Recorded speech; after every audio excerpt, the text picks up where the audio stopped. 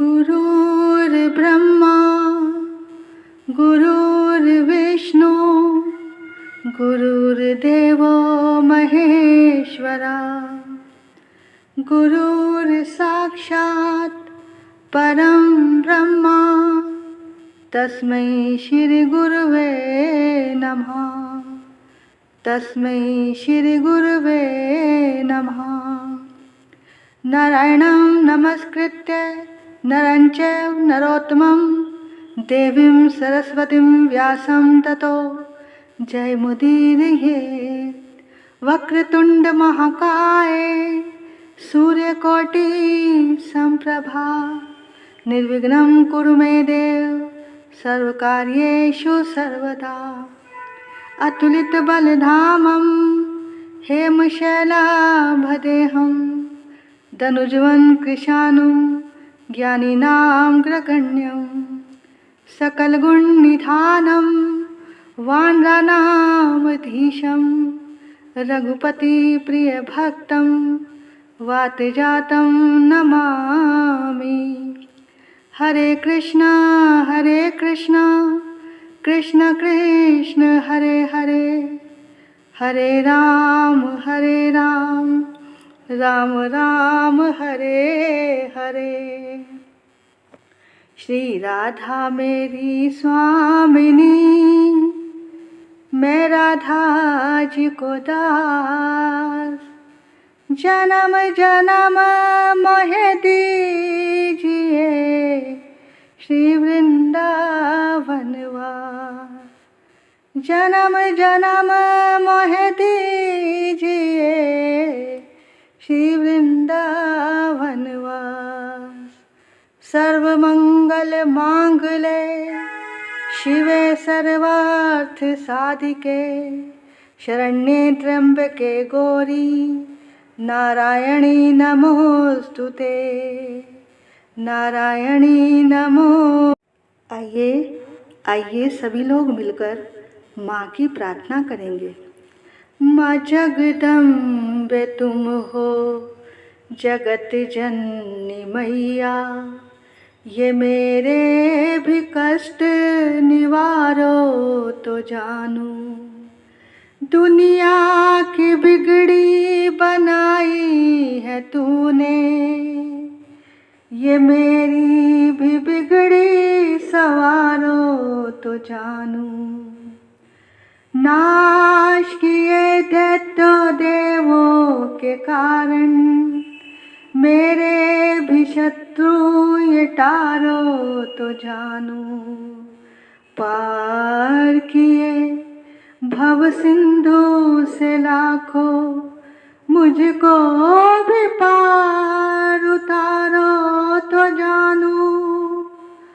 न बुद्धि न बल ना ही भक्ति है मुझ में, यंत्र या मंत्र व तंत्र नाए।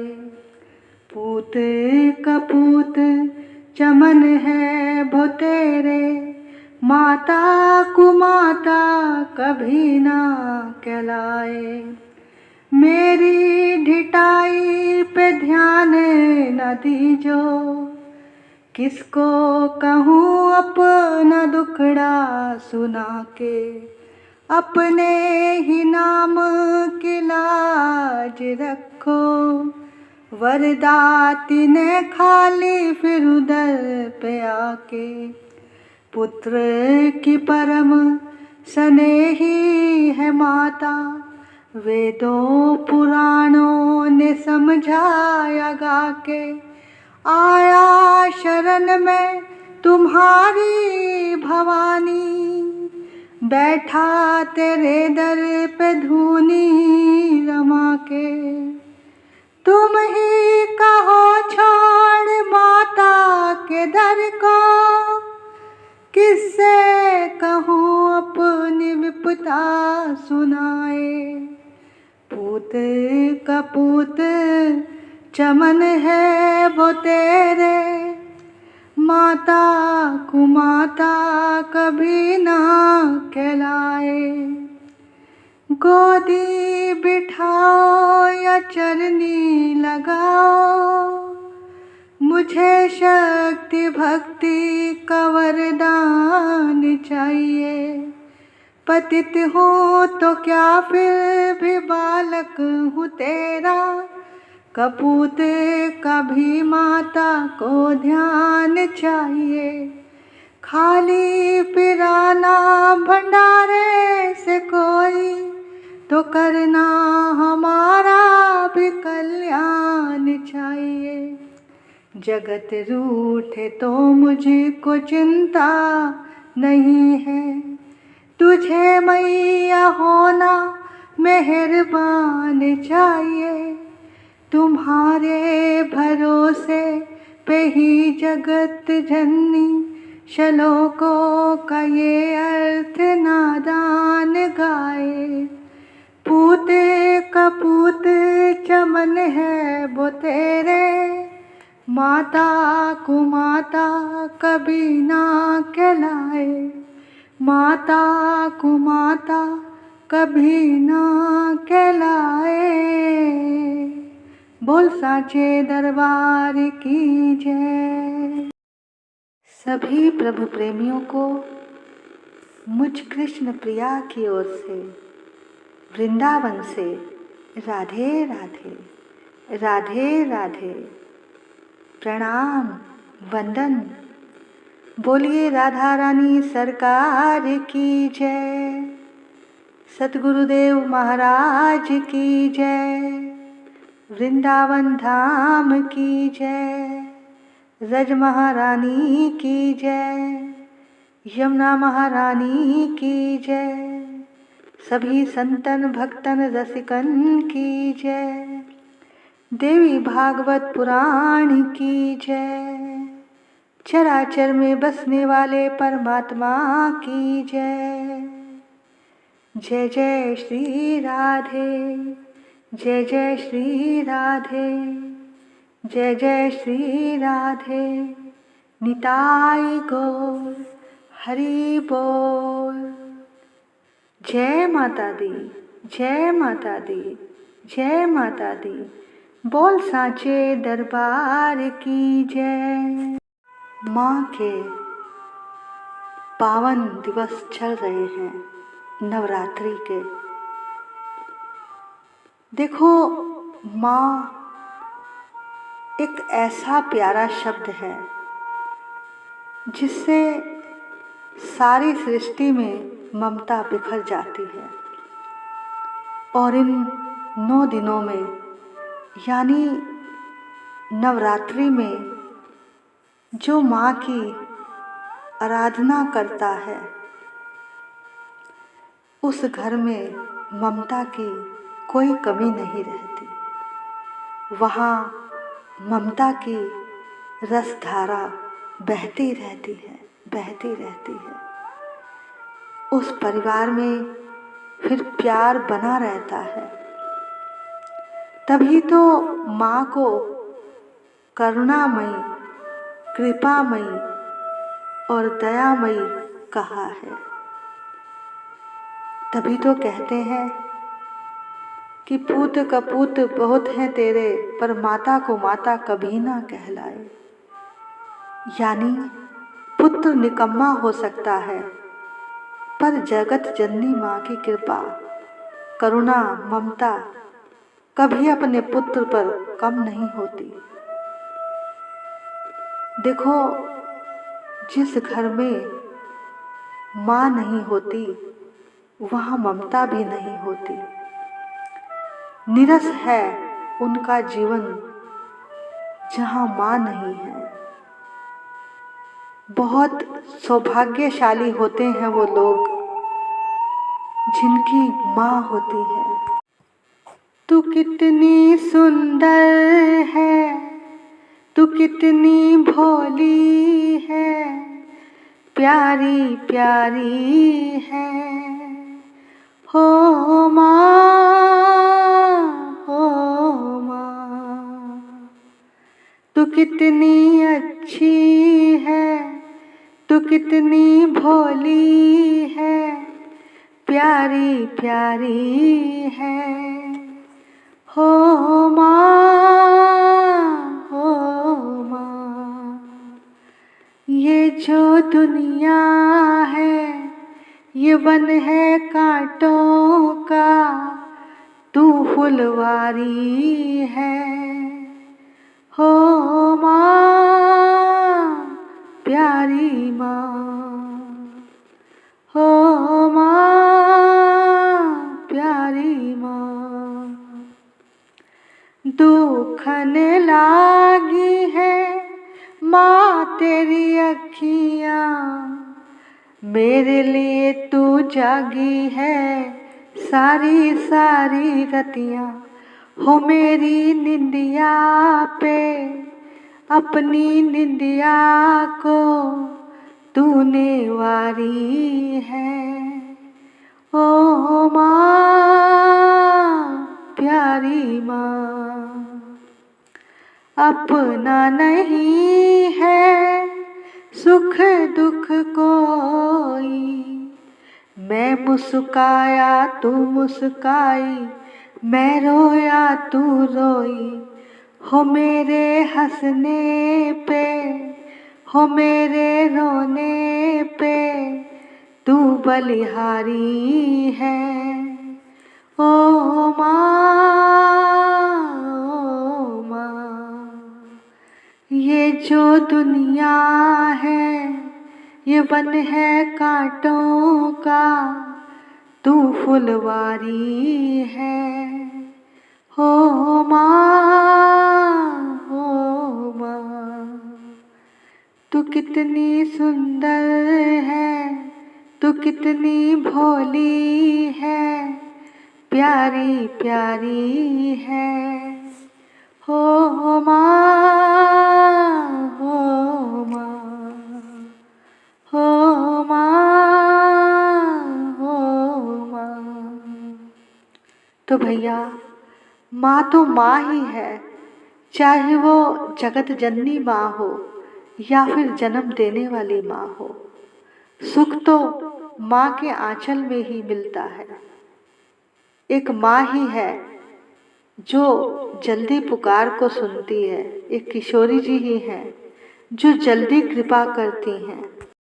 से बहुत से भक्त हैं जिन्होंने देवी माँ की आराधना की और उनकी कृपा को प्राप्त किया। उनमें से ही एक ध्यानु भक्त की कथा, बहुत सुंदर कथा आती है। कहते हैं ध्यानु भक्त का जन्म हिमाचल प्रदेश के किसी गांव में हुआ। बचपन में ही उन्होंने अपने माता पिता को खो दिया था। इसी वजह से सारे गांव वाले उन्हें मनहूस कहते थे। उनका पालन पोषण गांव के एक पंडित जी ने किया। वो पंडित जी माँ ज्वाला जी के भक्त थे। वहाँ के जो लोग थे अपने बच्चों को ध्यानु जी से दूर रखते थे कि ये मनहूस है। एक दिन जब गांव वालों ने उन्हें बहुत ताने दिए तो ध्यानु रोते रोते मंदिर में जाते हैं। पुजारी जी जब उनको रोता हुआ देखते हैं तो पूछते हैं, बेटा क्या बात हो गई, क्यों रो रहे हो ध्यानु? बाबा, किसी भी बच्चे की माँ मुझे अपने बच्चों के साथ खेलने नहीं देती, और रोने लगे। तब पुजारी जी ने कहा, बेटा तुम गांव वालों की बातों का बुरा बनवा ना करो, वो तो ना समझ है, वो किसी का दुख नहीं समझते। आओ बेटा हम माँ ज्वाला की आरती करें। बाबा, आप ज्वाला देवी को माँ कहते हो, क्या ज्वाला देवी मेरी भी माँ है?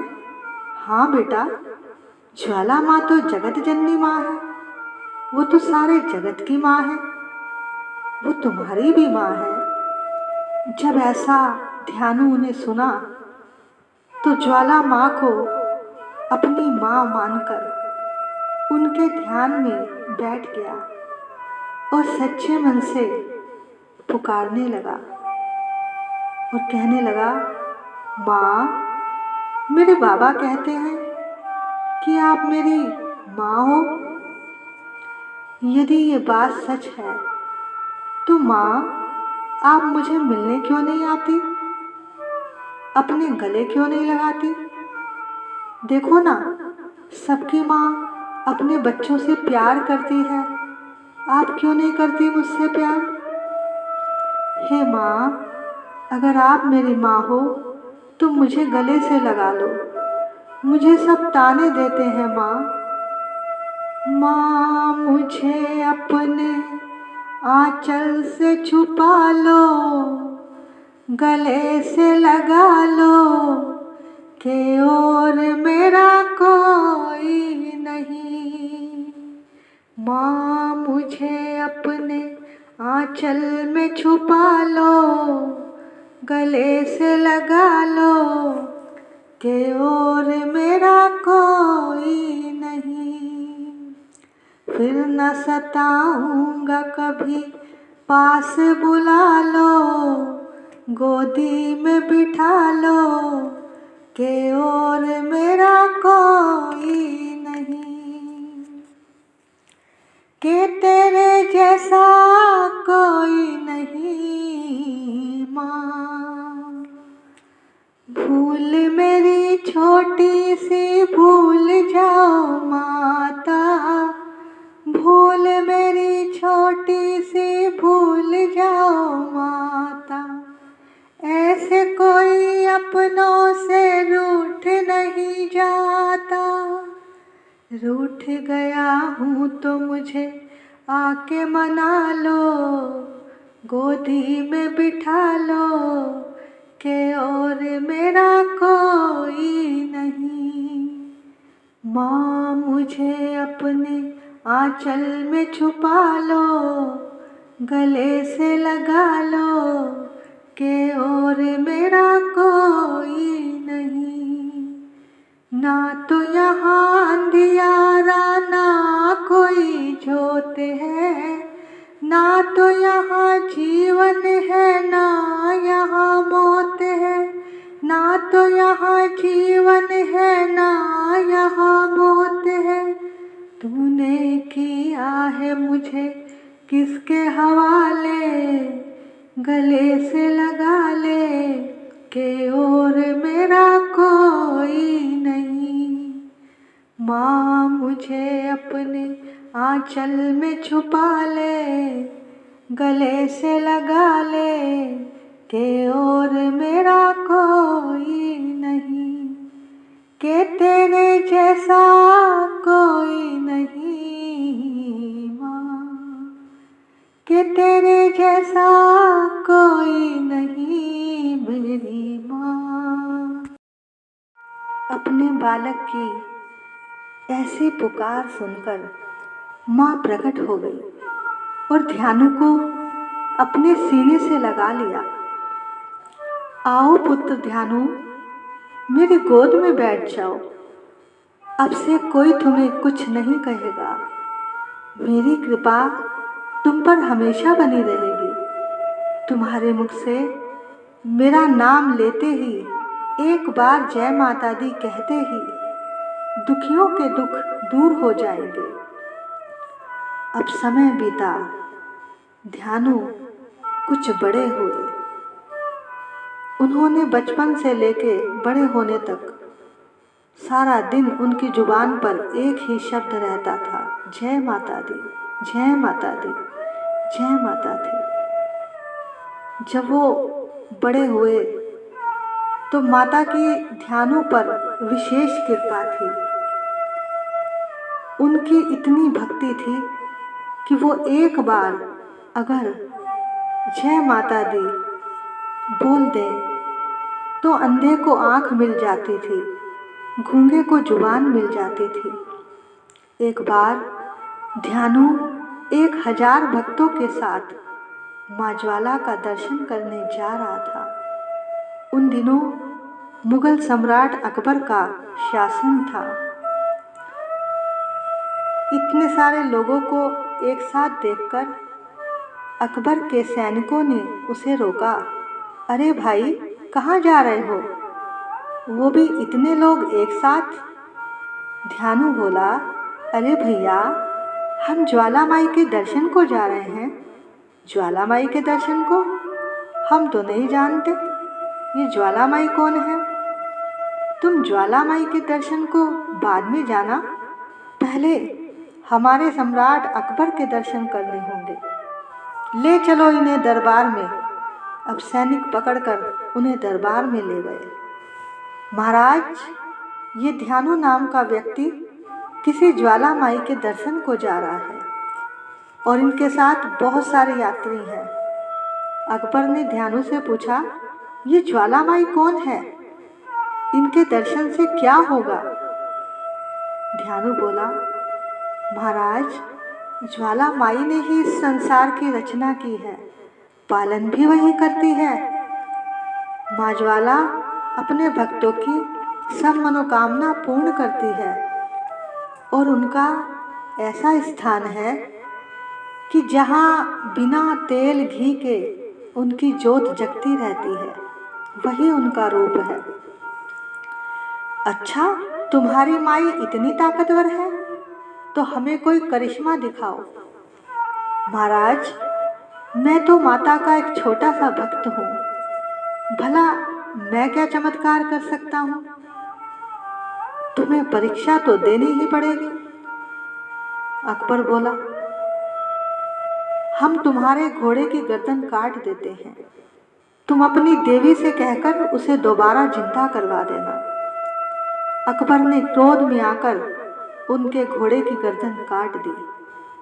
ध्यानु बोला, महाराज, मैं माँ ज्वाला से प्रार्थना करूँगा कि मेरे घोड़े को जीवित कर दें। आप 1 महीने तक मेरे घोड़े की गर्दन और धड़ के रखवाने की व्यवस्था करवा दें। अकबर ने ध्यानु को जंजीरों से जकड़कर अपने सैनिकों के साथ ज्वाला जी भेज दिया।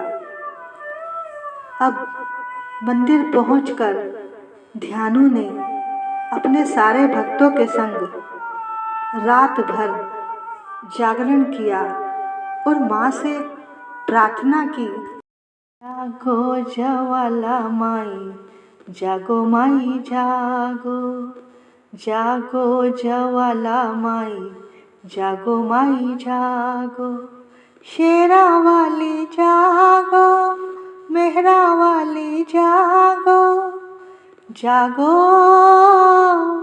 जाग ज्वाला माई, जागो ज्वाला माई, जागो माई जागो।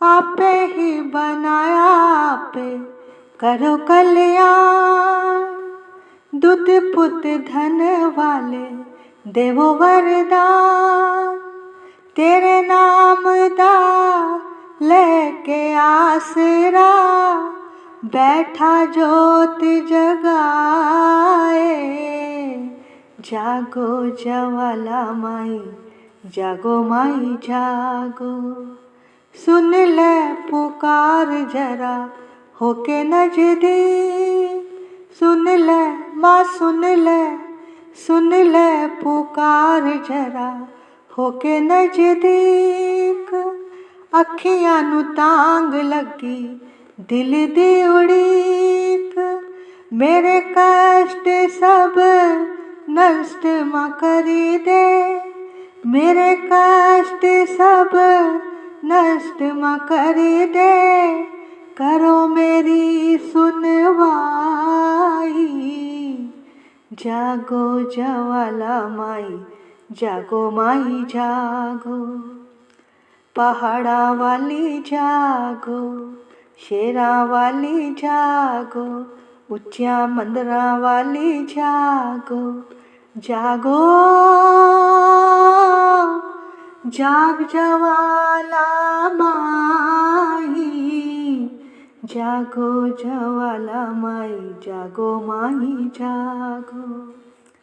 आसां ते सदरा मां कई वारी दौड़िया, आसां ते सदरा मां कई वारी दौड़िया, मलिया ने आके तेरे भवन दिया पौड़िया, मलिया ने आके तेरे भवन दिया पौड़िया, देखदा रह गया ध्यानु मैया, देखदा रह गया ध्यानु मैया, झलक पलक ना आई, जागो ज्वाला माई जागो माई जागो, जागो ज्वाला माई जागो माई जागो, शेरा वाली जागो, मेहरा वाली जागो, मंदरा वाली जागो, जागो जाग ज्वाला माई, जागो ज्वाला माई जागो माई जागो। माँ, बादशाह मेरी भक्ति की परीक्षा ले रहा है। माँ, प्रकट हो जाओ, मेरे घोड़े को अपनी कृपा से जीवित करो माँ, नहीं तो मैं अभी सिर काट कर आपके चरणों में रख दूंगा। हे देवी माँ, प्रकट हो जाओ, हे देवी माँ। जब देवी माँ ने कोई उत्तर नहीं दिया तो ध्यानु ने अपनी गर्दन काटकर देवी के चरणों में अर्पित कर दी। उसी समय ज्वाला माँ प्रकट हुई और ध्यानु की भक्ति से प्रसन्न होकर उसे पुनः जीवित कर दिया। अब ये चमत्कार देखकर अकबर के सैनिक भयभीत हो गए और अकबर के पास चले गए। माँ ने ध्यानु से कहा, पुत्र, तुम्हारे घोड़े को भी मैंने जीवित कर दिया है, अब और कोई इच्छा हो तो मांग लो। ध्यानु भक्त ने कहा, माँ के चरणों में शीश झुकाकर कहा, हे जगदम्बे, हे सर्वशक्तिमान माँ, हे सर्वव्यापी, आपसे एक प्रार्थना है कि आप अपने भक्तों की इतनी कठिन परीक्षा ना लिया करो। हे माँ, इतनी कठिन परीक्षा ना लिया करो। हर एक संसारिक मनुष्य आपको शीश काटकर नहीं चढ़ा सकते माँ। कृपया साधारण भेंट से ही अपने भक्तों की मनोकामना पूर्ण करना माँ। ठीक है पुत्र, अब से मैं नारियल की भेंट और सच्चे मन से की गई प्रार्थना से ही मनोकामना पूर्ण कर दिया करूँगी। ऐसा कहकर माँ अंतर ध्यान हो गई। उधर अकबर के सैनिकों ने जब सारी घटना अकबर को बताई, अकबर ने देखा ध्यानु का घोड़ा भी जीवित हो गया, लेकिन तब भी उसे विश्वास नहीं हुआ। उसने सैनिकों को आदेश दिया कि लोहे के बड़े बड़े तवे बनवाओ और उस जलती हुई जोत पर रखवा दो, अब मैं बुझाकर ही दम लूँगा।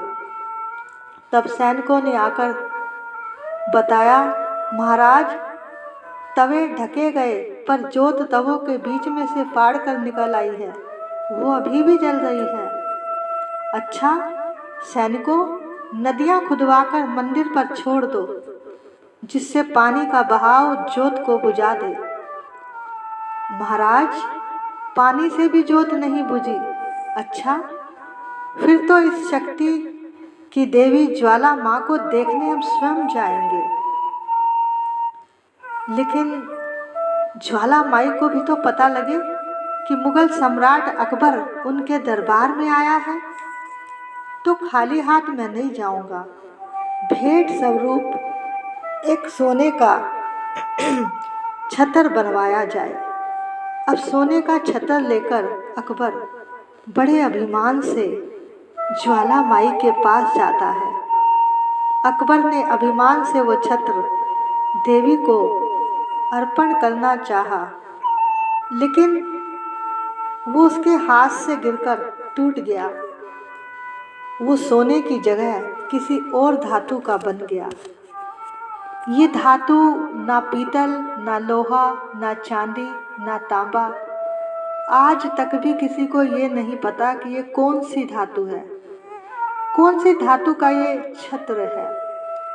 और ये आज भी ज्वाला माँ के मंदिर में रखा हुआ है। अब अकबर समझ गया कि देवी माँ ने उसकी भेंट अस्वीकार कर दी। ज्वाला माई की शक्ति को अब अकबर जान गया था। उसने अब माँ से क्षमा मांगी। बोल साचे दरबार की जय। तो भैया ये है भक्ति में शक्ति। अब आगे कथा आती है श्री देवी भागवत जी में शुंभ और निशुंभ की। व्यास जी बोले, शुंभ और निशुंभ ये दो दैत्य थे, बड़े बलवान राक्षस थे, दोनों भाई थे। एक बार इन्होंने सोचा कि हम ब्रह्मा जी की तपस्या करते हैं, उनसे ये वरदान पाने के लिए कि हमें पृथ्वी पर कोई ना मार सके। उन दोनों ने भयानक तप किया। 10,000 वर्षों तक उन्होंने तपस्या की। तब जाकर ब्रह्मा जी प्रसन्न हुए। उन्होंने दर्शन दिए और बोले, क्या चाहिए बोलो। तब उन्होंने दीन होकर ब्रह्मा से प्रार्थना की कि हमें अमर होने का वरदान दो, कि हम कभी मरे ही नहीं।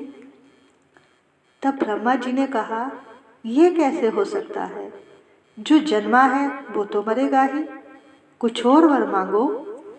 अब ब्रह्मा जी की बात सुनकर वो दोनों दुखी हो गए कि हमने इतनी तपस्या की, तब भी ये अमर होने का वरदान हमें नहीं दे रहे हैं। तब वो बोले, अगर आप हमें अमर होने का वरदान नहीं दे सकते तो हमें ये वरदान दो कि मानव, देवता, पशु, पंछी किसी के भी द्वारा हमारी मृत्यु ना हो। ब्रह्मा जी ने प्रसन्न होकर वो वरदान उन्हें दे दिया। इधर ये दोनों पाताल लोक पहुंच गए और शुक्राचार्य जी को अपना गुरु बनाया। शुंभ बड़ा था, उसे राजगद्दी पर बिठा दिया। वो राजा बन गया। चंड और मुंड ये दोनों भाई बड़े बलवान और अभिमानी थे। ये अपनी सेना के साथ शुंभ की सेवा में उपस्थित हो गया।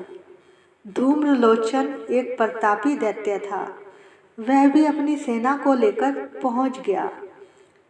इस तरह रक्तबीज भी वहां आ गया। अब रक्तबीज के बारे में तो आप लोगों ने सुना ही होगा कि जहाँ जहाँ भी रक्तबीज के रक्त की एक एक बूंद भी गिरती थी, वहाँ वहाँ एक रक्तबीज से अनेकों रक्तबीज उत्पन्न हो जाते थे।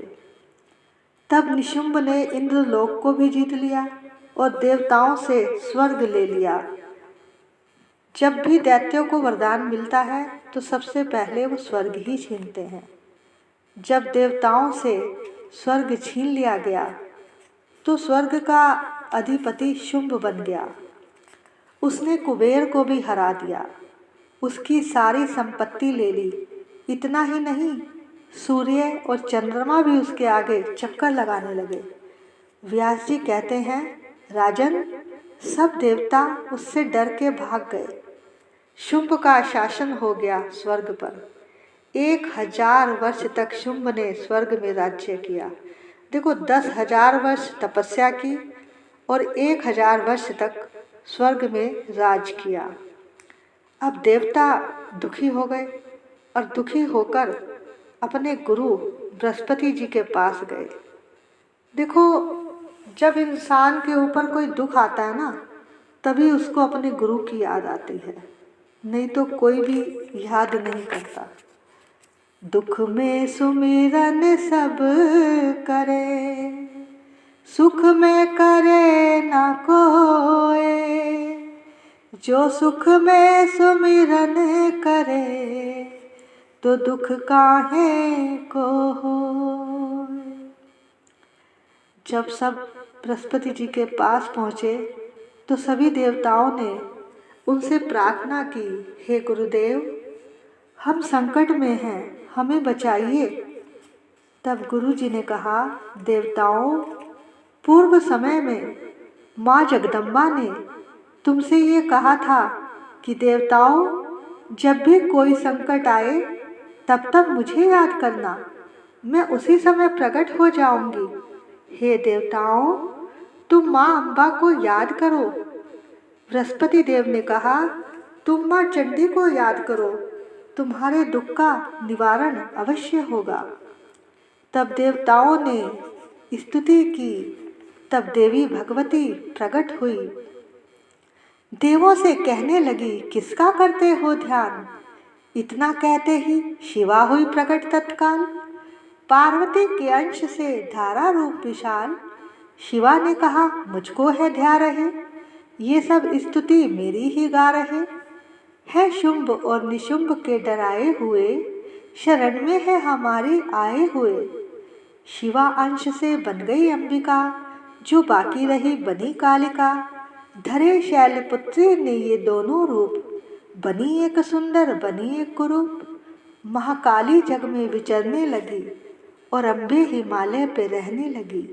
तभी चंड और मुंड आए वहाँ। उन्होंने जब इतनी सुंदर देवी का दर्शन किया तो कहा जाके शुंभ से कि देखिए, एक सुंदरी आज ही चढ़ी सिंह पर सैर करती हुई, वह हर मन में ममता को भरती हुई। महाराज, मैंने ऐसी सुंदरी पहले कभी नहीं देखी। आपको ऐसी सुंदरी को ही अपनी पटरानी, अपनी भार्या बनाना चाहिए। अब व्यास जी कहते हैं कि चंड मुंड की बात सुनकर शुंभ बड़ा प्रसन्न हुआ और अपने मंत्री सुग्रीव को बुलाया और कहा, तुम हमारे दूत बनकर जाओ और देवी को हमारा संदेश पहुंचाओ। सुग्रीव अपने राजा की बात मानकर देवी के पास पहुंचा और देवी से कहा, शुंभ बड़े ही सूरवीर हैं, तीनों लोकों के वो राजा हैं, तुम उन्हें अपना स्वामी स्वीकार कर लो तो तुम भी तीनों लोकों पर राज करोगी।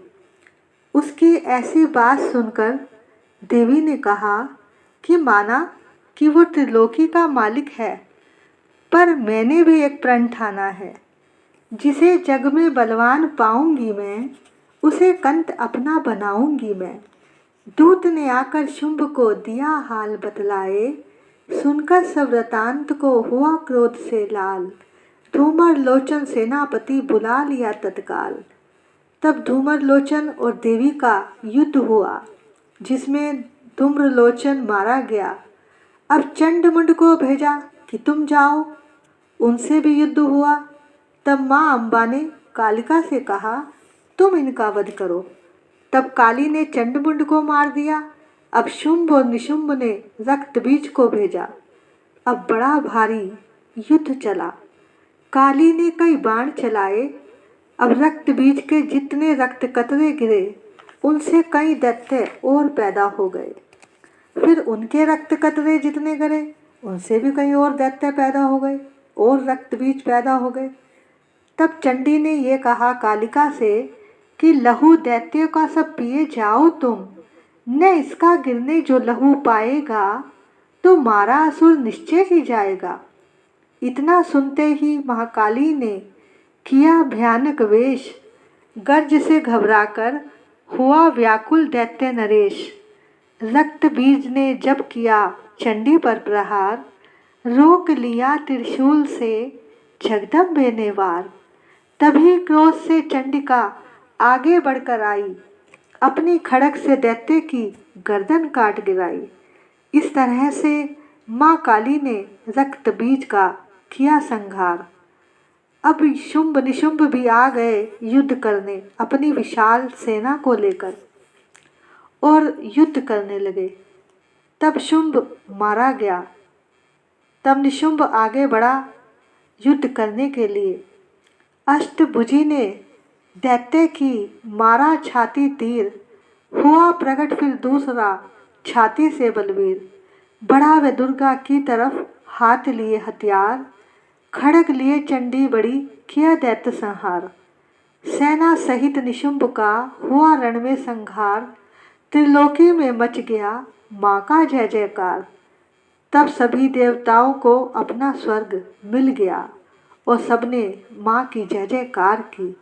बोल सांचे दरबार की जय। आज की कथा को समय को देखते हुए हम यहीं पर विश्राम देते हैं। कल सप्तम दिवस है। राधे राधे। जय माता दी, जय माता दी। सभी मिलकर माँ की आरती करेंगे। मैया तेरी आरती से अंधेरा ढले, जगदम्बे तेरी आरती से अंधेरा ढले। भक्त के अंधेरे घर में रोशनी जले। जय जय भवानी, जय जय भवानी, जय जय भवानी, जय जय भवानी। राजा की हवेलियाँ निर्धन की झोपड़ी, राजा की हवेलियाँ निर्धन की झोपड़ी। तेरी दया है तो ये धरती पे है खड़ी, धरती पे है खड़ी। माँ कौन है यहाँ जो तेरा आसरा न ले, माँ कौन है यहाँ जो तेरा आसरा न ले। भक्त के अंधेरे घर में रोशनी जले। जय जय भवानी, जय जय भवानी। मैया तेरी आरती से अंधेरा ढले, जगदम्बे तेरी आरती से अंधेरा ढले। भक्त के अंधेरे घर में रोशनी जले।